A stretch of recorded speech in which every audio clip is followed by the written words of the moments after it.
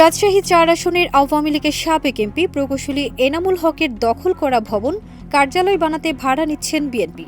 ইতোমধ্যে ভবনটির সামনে জেলা এবং মহানগর বিএনপির একটি সাইনবোর্ডও টানানো হয়েছে।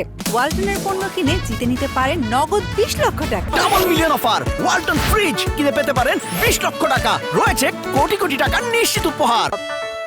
১৯ নভেম্বর সকালে এমন দৃশ্য দেখা গেছে। জানা যায়, আওয়ামী লীগ নেতা এনামুল হকের এনা প্রপার্টিজ জেলা পরিষদের জায়গা দখল করে অবৈধ ভবন নির্মাণ করেছেন।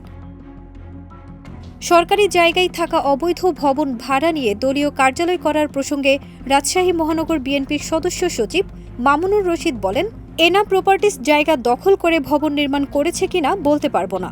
আমরা তাদের কাছ থেকে ভাড়া নিচ্ছি। ১ ডিসেম্বর এ ব্যাপারে চুক্তি হবে, তখন ভাড়ার পরিমাণ নির্ধারিত হবে।